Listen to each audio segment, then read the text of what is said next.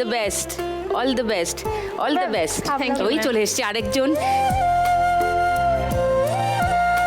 All the best, all the best. ভালো করে পরীক্ষা দেবে সবাই, ওকে? চলো।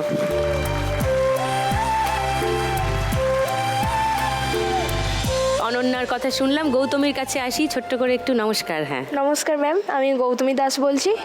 আমি পূর্ব বর্ধমান জেলার বড়নীলপুর মোড় আনন্দপল্লী কালীতলার বাসিন্দা।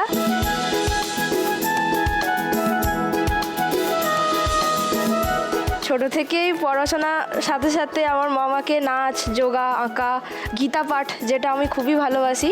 গীতা কিন্তু পড়তে দারুণ লাগে যদি মন দিয়ে পড়া যায়, মানে লাইফ লেসন। আর তুমি যোগা করো, নাচ করো? হ্যাঁ হ্যাঁ, নাচ, ড্রয়িং। ড্রয়িংও করো? বাহ, কত গুণী মেয়ে। আর সুইমিংটাও আমার খুব ইচ্ছা ছিল, কিন্তু যেহেতু আমার মা সুইমিং করতো, ন্যাশনাল ইন্টারন্যাশনাল আছে মায়ের, কিন্তু ওই মানে অনেকটা দূর, তো মানে যাওয়া অনেক খরচ, ওর জন্য শেষে আর সুইমিংটা শেখানো হয়নি। কিন্তু যোগা আর নাচ আর না, ড্রয়িং? যোগাটা চালিয়ে যাচ্ছি। আচ্ছা, একটাতে। আচ্ছা, যোগা নিয়ে কি তুমি যাও কোথাও পারফর্ম করো? আমি হ্যাঁ, যোগা খেলো ইন্ডিয়ার মতো মঞ্চে আমার প্রোগ্রাম আছে। কোথায় কোথায় গেছো? আমি তামিলনাড়ু, তারপর পাঞ্জাব, বিহার, আরও অনেক জায়গা। তো তোমার পারফরমেন্স দেখবো আজকে আমরা।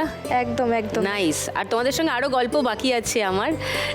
4 বাচ্চা বাচ্চা মা লক্ষ্মী এখানে এসেছে, তাই 4 জনকে নিয়ে ফার্স্ট রাউন্ডে আজকে খেলি টাকার খনি। কোয়েলের কাছে আসি আরেকবার খেলা শুরুর আগে। তুমি কি হতে চাও কোয়েল জীবনে? আমার বড় হয়ে তো মেডিকেল নিয়ে পড়ারই ইচ্ছা। ও, দিদিও আমার মেডিকেল নিয়েই, মানে মেডিকেলের জন্যই প্রিপারেশন নিচ্ছে। তোমার দিদি? হ্যাঁ, দিদি নিচ্ছে। আর তোমার মেডিকেলেই যাওয়ার ইচ্ছা? আমারও মানে ডাক্তার হওয়ার ইচ্ছা? হ্যাঁ, ডাক্তার হওয়ার ইচ্ছা। মানে দিদি গাইড করেন তোমাকে পড়াশোনায়? দিদি বেশিরভাগ সময় আমাকে দেখিয়ে দেন। ওকে, আজকে এসেছে? না না, আসেনি। আসেনি? কে এসছেন বাড়ি থেকে? বাবা এসেছে, মা এসেছে। ওকে, নমস্কার। মেয়েকে দেখে ভালো লাগছে? কি বলবো, এত বড় প্ল্যাটফর্মে আপনাদের সান বাংলা প্ল্যাটফর্মে আসতে পেরে, আজকে খেলায় সে সবাই বিজয়ী আমি মনে করি। ঠিক। তবুও এই প্ল্যাটফর্মে আমার জীবনে প্রথম আসা, বা আমরা প্রান্তিক এলাকা থেকে এসেছি, হ্যাঁ, যার জন্য খুবই ভালো লাগছে দিদি। কি বলবো, একদম অসম যাকে বলে। অসাম বলেছে বাবা। তোমার সারাদিনের রুটিন কেমন? কি করো, মানে কখন ওঠো, কতটা পড়ো, আর কি কি করো বলো একটু। আমি সকালবেলা 5টার মধ্যে উঠে পড়ি। ওকে। 5টার মধ্যে ওঠার পরে তারপরে একটু যোগা করে নিই। বাহ। তারপরে আমি যে ঠাকুরের দীক্ষা নিয়েছি, মানে প্রার্থনা যেই টাইমে মানে সারা মাস ধরে চলে, তো প্রার্থনা করে নিই 13 মিনিট। 13 মিনিট। ওকে। তারপর থেকে আমার পড়াশোনা শুরু হয়ে। ওকে। তারপরে আমার 9টা, 9:30 অবধি পড়াশোনা চলে। যদি স্কুলে যাই তাহলে স্কুলে, আর টিউশন থাকলে টিউশনে যাই। কোনো দিন সকালে থাকে, আবার দুপুরে যদি ফাঁকা থাকে তাহলে আমি দুপুরেই পড়তে বসে পড়ি। ঘুমোও না? অত ভোরে ওঠো যে? না, ঘুমোই আমি সন্ধ্যাবেলা, মানে আমার রাতের পড়তে ভালো লাগে। তো সন্ধ্যেবেলা ঘুমিয়ে নাও? হ্যাঁ, সন্ধ্যেবেলা ঘুমিয়ে নিই। ওই দেখো, তারপর আবার কটায় ওঠো? 11টার মধ্যে উঠে পড়ি, 11টা বা 12টা। ওকে। তারপরে পড়তে বসি। কতক্ষণ পড়ো?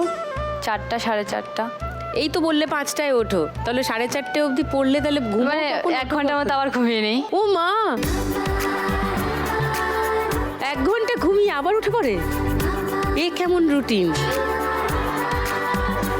তুমি যদি আজকে 1 লাখ টাকা পাও কোয়েল, কি প্ল্যান? 1 লাখ টাকা পেলে অবশ্যই আমি আমার এটা পড়াশোনার ক্ষেত্রে কাজে লাগাবো। ওকে। আমি দিদিকে দেখতাম, মানে ও তো সায়েন্স নিয়ে পড়েছে, তো সায়েন্স নিয়ে পড়ার জন্য মিনিমাম 4টা থেকে 5টা টিউশন তো লাগেই। কিন্তু বাবার আর্থিক অবস্থা সেরকম যেহেতু ভালো নয়, বাবা খুব কষ্ট করে দিদিকে পড়াতো। তো আমিও যদি এখন সায়েন্স নিয়েই পড়ি তাহলে আমার জন্য অনেক খরচ করতে হবে। এতগুলো টিউশন নেওয়া সম্ভব হতো না দুজনের।